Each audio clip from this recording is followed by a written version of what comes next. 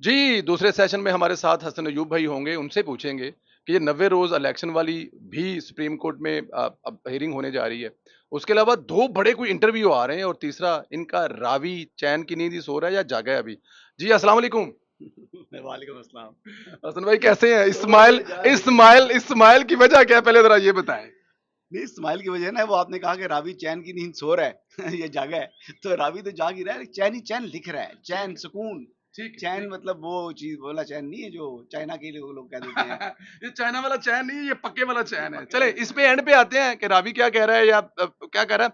सबसे पहले ज़रा ये बताएँ कि ये 90 रोज़ में इंतखाबात वाली जो ज़ाहिर है पेंडिंग थी, उसको काज़ी साहब ने उठा ली है और उस पे हियरिंग होनी जा रही है और काज़ी साहब इसको खुद देख रहे हैं। क्या इसमें देख रहे हैं? एक्सेप्ट ये क्या है इसमें? ये chief justice justice Qazi Faiz साहब की सरबराही में 3 रुकनी बेंच है, जिसमें जस्टिस मोइनुद्दीन खान और जस्टिस अतर मनल्ला, ये 3 रुकनी बेंच है। इसमें क्या देखना है जी, इसमें तो ऑलरेडी इलेक्शन कमीशन ने ऑलरेडी ये कह दिया है, प्रेस रिलीज़ जारी कर दी है कि अब इंतखाबात की जो तारीख है वो जनवरी का जो आखिरी हफ्ता है उसमें होनी है।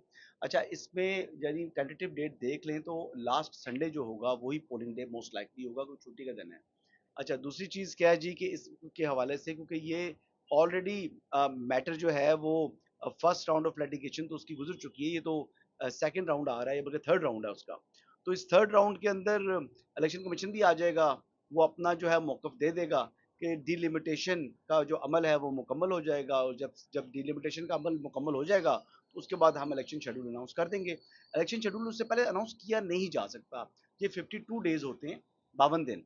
तो ये 52 दिन के अंदर अंदर ही जो है वो जो कागजात नामजदगी भी जमा होंगे, कागजात नामजदगी के ऊपर एतराज़ात भी होंगे, जांच पड़ताल एतराज़ात और फिर उसके बाद फिर जो है ना हतमी फहरिस्त जारी होती है जो उनकी होती है अरकान की जो जिन्होंने कंटेस्ट करना होता है हर हल्के में इलेक्शन।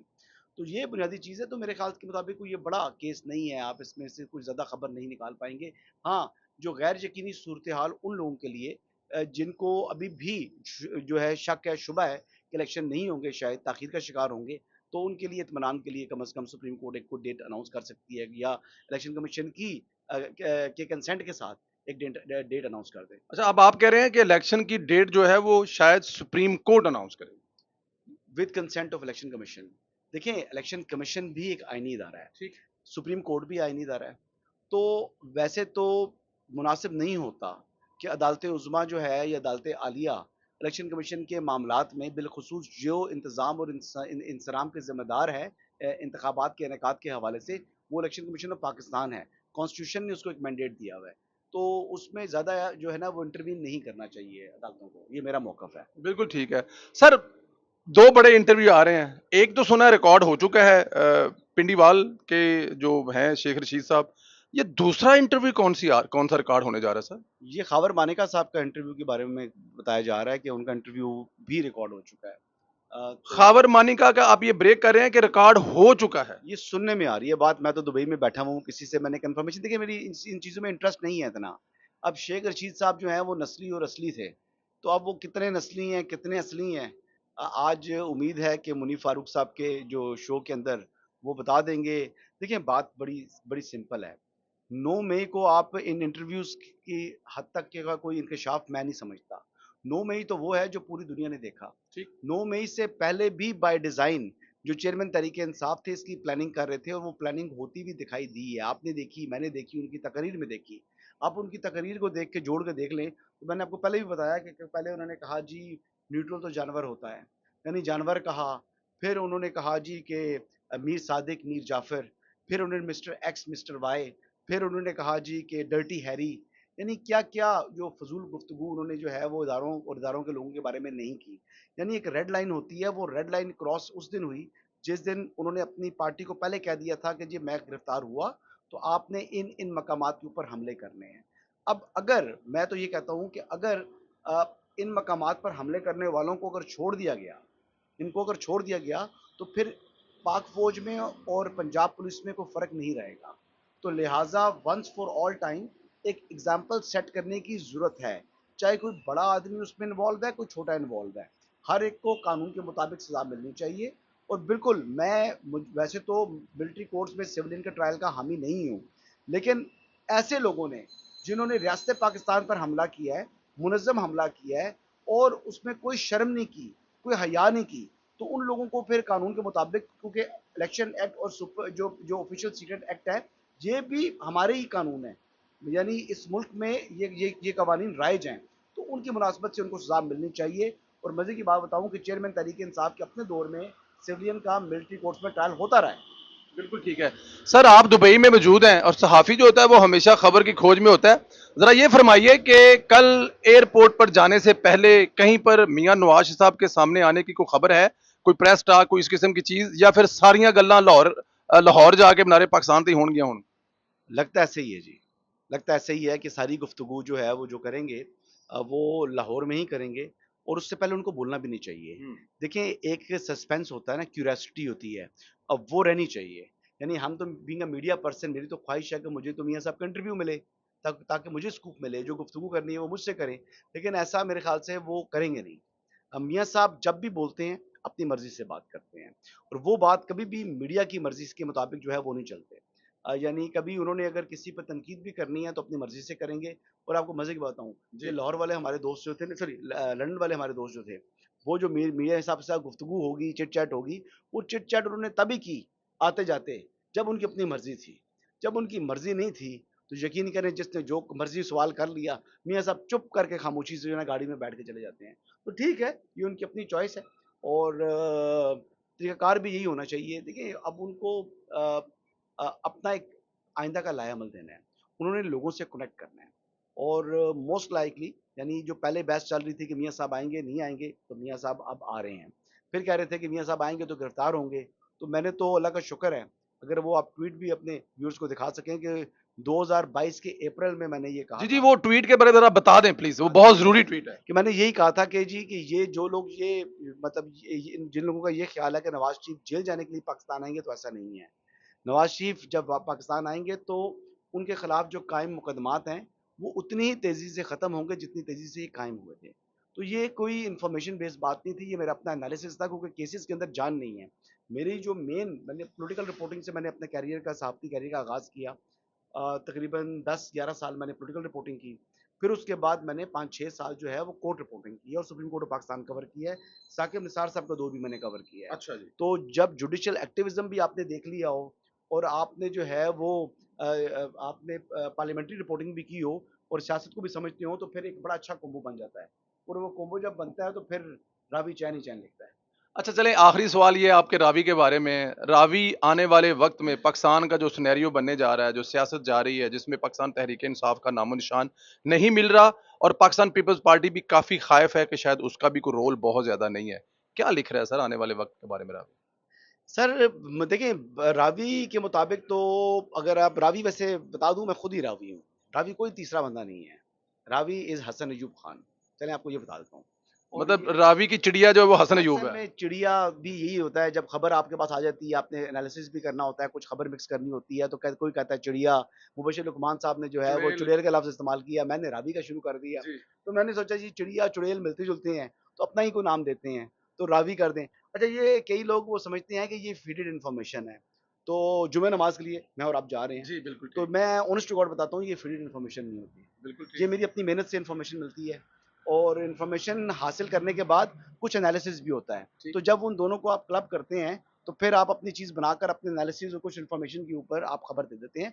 तो ऑब्वियसली इन्फॉर्मेशन पहले, बीइंग अ रिपोर्टर, खबर लेता हूँ, फिर खबर के ऊपर अपना भी जो है ना वो माइंड अप्लाई किया। माइंड अप्लाई करने के बाद कुछ थोड़ा-सा देखा कि अगर ये यूँ हो सकता है, यूँ हो सकता है, कैलकुलेशन करते हैं, यानी मैथमेटिक्स भी है इसमें। तो मैथमेटिक्स, इन्फॉर्मेशन और एनालिसिस, ये तमाम मिलती हैं, तो फिर बनता है रावी। बिल्कुल ठीक है। लिख क्या रहा है रावी आने वाले दौर के बारे में? रावी अभी अगर नवाज शरीफ साहब के हवाले से देखें, तो नवाज शरीफ साहब के लिए कोई इतना इजी जो है आगे से सफ़र नहीं है। नवाज शरीफ साहब का सफ़र इजी नहीं है, उनके लिए बड़ा चैलेंज जो है एक, लोगों से कनेक्ट करना, ठीक। अपने वोटर से कनेक्ट करना, ठीक। और कनेक्शन के बाद एक रोड मैप देना है उन्होंने। कोशिशें उनकी बड़ी हैं, यानी आज भी यहाँ पर भी कोई आप केल में ही है कि कुछ मुलाकातें उनकी हैं दुबई में भी। तो मुलाकातें तो नहीं होती ना, लोग प्लेजेस कर देते हैं। ठीक। यानी हम कहीं भी जाते हैं ना, किसी जगह कोई चैरिटी वगैरह होती है, तो लोग प्लेजेस कर देते हैं, जी इतना मैं दूँगा, इतना दूँगा। लेकिन उसको एग्ज़ीक्यूट करने में या मैटेरियलाइज़ करने में वक़्त लगता है। ठीक। तो ये चीज़ें ऐसी हैं कि उन्होंने, मईशत के हालात बड़े ख़राब हैं। हुँ। लोगों के लिए, यानी मुस्लिम लीग नवाज को छोड़ें, पीपल्स पार्टी को छोड़ें, यानी 25 करोड़ अवाम में से 22 करोड़ अवाम ऐसी है जिनका किचन का जो मामला है वो मुश्किल का शिकार है, मुश्किलात का शिकार है। तो किचन एक ऐसा टेस्ट है जो किसी भी हुकूमत की कामयाबी या नाकामी का जो है ना एक पैमाना होता है। यानी घर में खवातीन है ना, तो वो कहती हैं जी अच्छा जी ये आटा इतने का था, ये टमाटर इतने के थे, ये कहने की बातें हैं। वो तो चेयरमैन तरीके इंसाफ कहते थे ना, मैं आलू और टमाटर प्याज की कीमतों की बात नहीं करने वाला, लेकिन ये कीमतें करनी आपने देखनी है, बिल्कुल ठीक। क्योंकि पाकिस्तान थर्ड वर्ल्ड कंट्री है जहाँ पर लोगों की रोटी जो है ना, और रोजी और रोटी यही मेन चीज़ है। जब ये चीज़ होगी, एसेंशियल फूड आइटम्स, आपकी फूड सिक्योरिटी होगी, फिर उसके बाद आपकी चीज़ें आती हैं यूटिलिटी बिल्स वगैरह, लेकिन वो भी देने की अब लोग बिल पे करें या रोटी खाएं। तो मसला तो ये आ चुका है। तो इन मसाइल से मुल्क को निकालना है, तो ये नवाज शरीफ साहब के लिए आसान नहीं होगा। ये खासा मुश्किल टास्क है, और ये टास्क शुरू कब होगा? पहले लोगों को रोड मैप के जरिए यकीन दिलाना कि जी मेरा ये रोड मैप है, इसलिए मुझ पर एतमाद करें, मेरी पार्टी को वोट दें। वोट मिल गया, हुकूमत बन गई, फिर हुकूमत के बाद जो बयानात जो वादे किए हैं, फिर उनको उनको जो है इम्प्लीमेंटेशन करना है।